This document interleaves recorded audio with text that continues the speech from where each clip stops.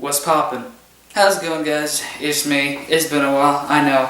I think the last video I ever posted was a live stream in October after I watched Venom, and it was like an hour-long impromptu review, like kind of first impression style, when I had just gotten home.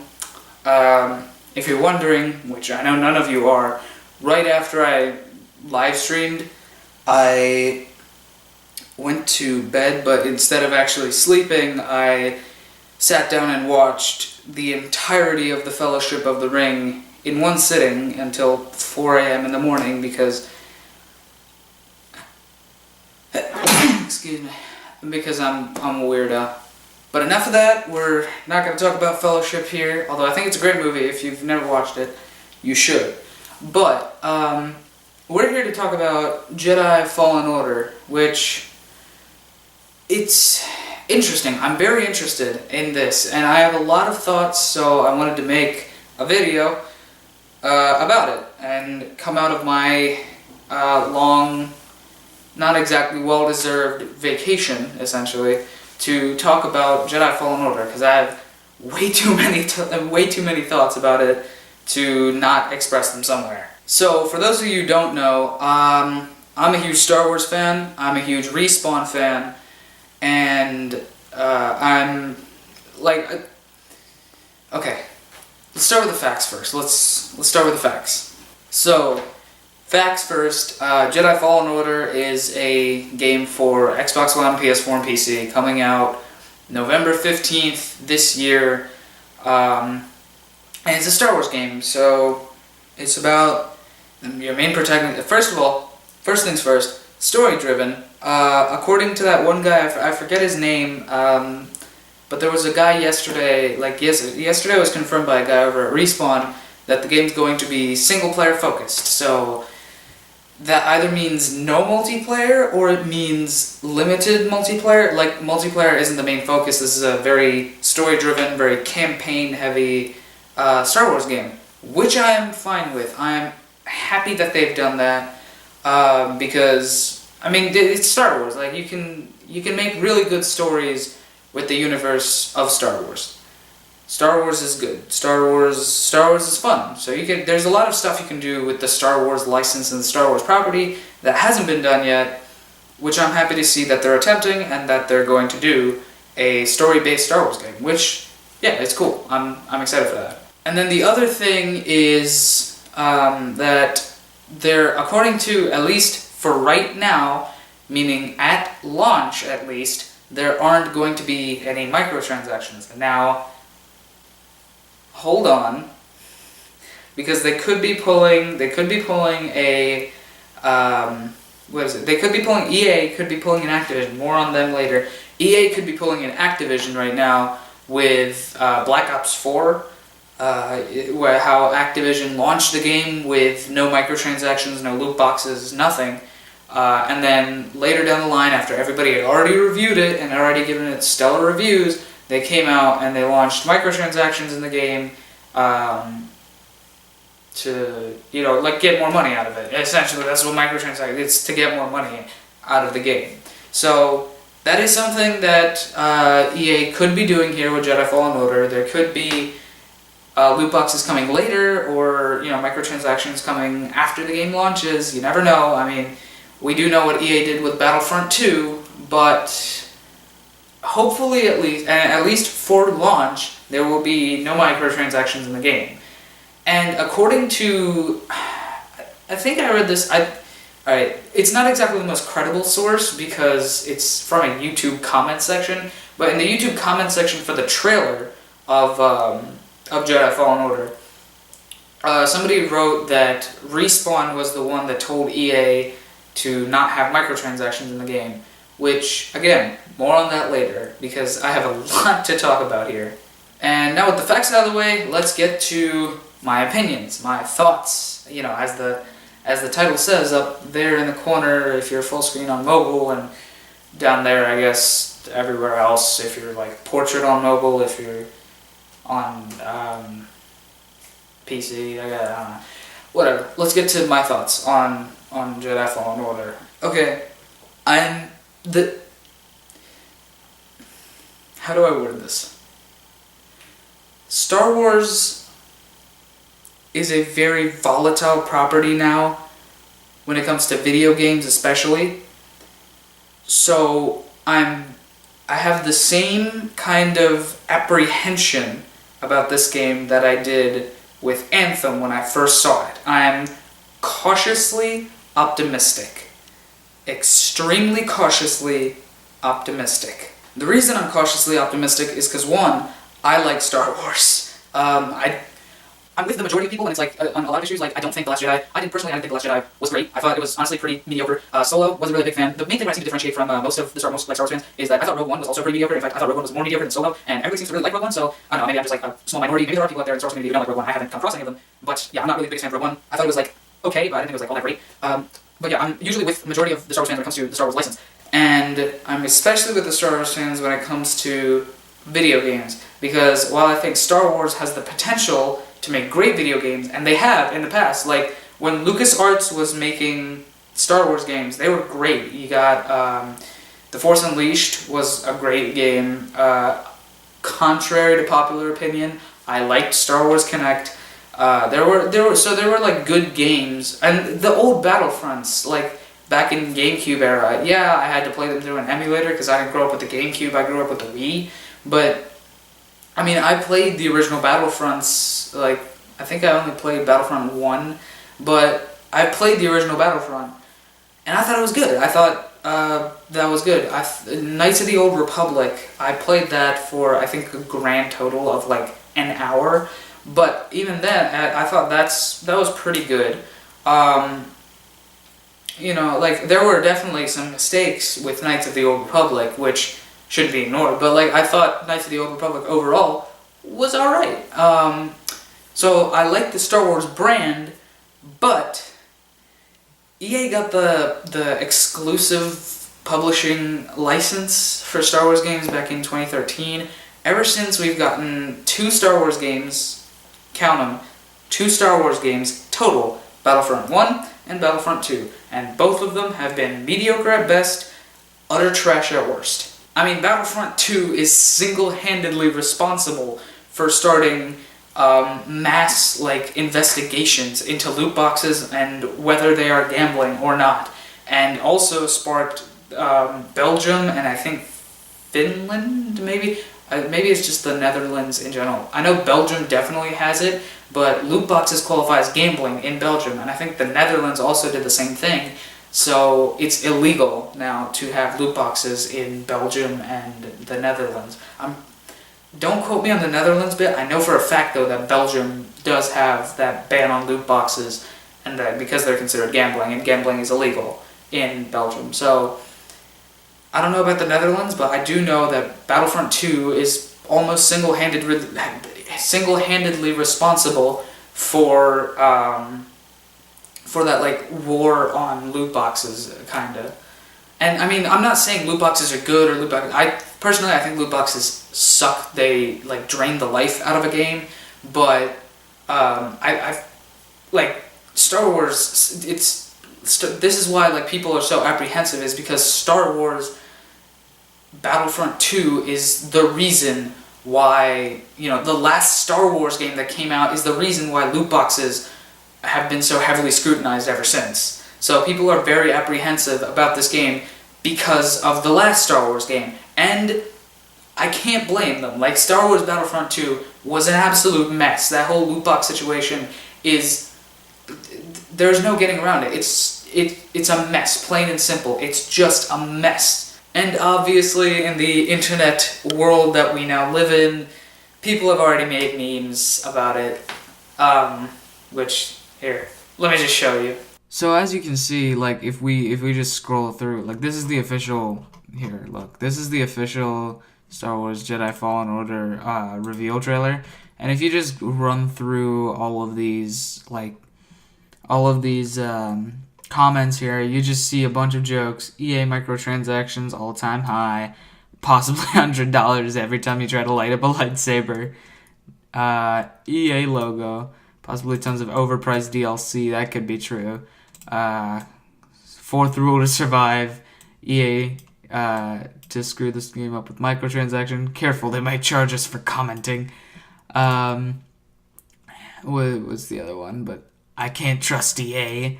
And that's actually a joke based on a line in the actual trailer. I'm not even going to bother trying to show that clip of the trailer because I'll probably get copyright striked so fast. But there's so many little jabs at EA on this. Actually, let me go back up. The first comment here that has the most likes and everything is, everyone, this looks pretty good. Looks like EA is finally turning things around. Me, trust no one. And it's actually just amazing. Because EA, that was a line in the game, in the trailer, was just the trust no one thing. And yeah, it was just so funny. Yep, to take a step, please buy the Moment DLC, $19.99. No microtransactions, no multiplayer. EA, traitor. Yeah, there's so many. Yep, thank you for watching the trailer. That'll cost $2.99. I think my favorite though is the one right at the top here, which is, this looks pretty good. Looks like EA is finally turning things around. Trust no one. I really like that one. That's the funniest one. So you can see people are already memeing the whole thing because EA has that track record of just terrible business practices. Yep, 3 rules to survive: monetization, battle royale, loot boxes / gambling. Heck yeah. Yes, perfect. So, as you saw with the whole trust no one thing, I think it's actually pretty funny because they repeat that line over and over in the trailer, and maybe that's a subtle message or something. But I think it's just buzzwords. They had to make a cool trailer, so they made a cool trailer, and they used that line because it's oh, so edgy. But yeah, no, that's, not only is it a good joke, but it's also, I think it's a good line as well. I like the trailer. I'm again cautiously optimistic, but I thought the trailer looked good. I like the meme. I like the joke, but yeah, trust no one. They're right. They are right. But the reason I'm optimistic, when I say I'm cautiously optimistic, the reason why I'm optimistic about the whole thing is because of Respawn. Respawn are the guys, well, most recently they're the guys responsible for Apex Legends, and I know a lot of people like that game, and I've played it. I thought it was pretty good, and it's definitely based a lot off Titanfall, which, if you don't know, which you should, that's the only non-Nintendo related thing I have on this channel. I really like Titanfall. So the reason I'm optimistic about this whole project is because Respawn's developing it, and Respawn's doing the story, Respawn's doing Respawn's writing, Respawn's directing, and the game looks very good. The game seems to run very good, at least if gameplay footage that they had, if that wasn't CG, if that was actually running in-game engine, if that's how in-game cutscenes look, then the game's gonna look fantastic, because that was really good. That story trailer, how it was animated and everything, was really good. And so the game's gonna look great, but Respawn always delivers on the gameplay, man. Titanfall 2 is COD with double jumps, with wall running, with all that stuff that people hate in COD. But the reason why I like it in Titanfall 2 and the reason I hate it in COD is because in Titanfall 2 everything is so snappy. The controls are just they're beautiful. Everything is so tight. The moment you let go of the stick, it stops moving. The moment you in a fraction of a second, by the time you push the button, bam, you're already 10 feet in the air. And everything in Titanfall controls so smoothly. Everything moves so smoothly. It just feels really good. So Respawn, they can do it, man. This is the reason why I'm cautiously optimistic. If anyone can do justice, if any EA subsidiary can do justice to Star Wars, it's Respawn. And I hope EA gives Respawn enough time, resources, and control essentially over the project, because again, EA has a history of ruining games that have the promise of being good. Like Anthem could have been good if not for EA and BioWare's poor management and poor time management and poor poor management in general actually sums it up. Battlefront 2 could have been good if EA hadn't shoved microtransactions down everybody's throat with that game. Battlefield 5 could have been good if EA wasn't trying to, you know, push an agenda with the whole female thing, and then the whole, you remember that, like the whole, if you guys don't like it, don't buy it, and then like within 5 days it was already at half price. So, like, hopefully EA doesn't mess with Respawn too much. I hope Respawn has enough clout at EA, because I know Titanfall 2 sold relatively well, especially considering it was released right in between Battlefield 1 and COD World War 2, I think, came out that year? Or was it Infinite Warfare that came out that year? It was a COD game. So it came out right in between those two major shooter franchises. So considering that, I'm pretty sure it did really well, and EA like acknowledges that Respawn is an extremely good developer. So hopefully EA gives Respawn the time, resources, and, you know, proper management to make the Star Wars game that we've been waiting for ever since 2013, when EA got like exclusive publishing licenses for Star Wars.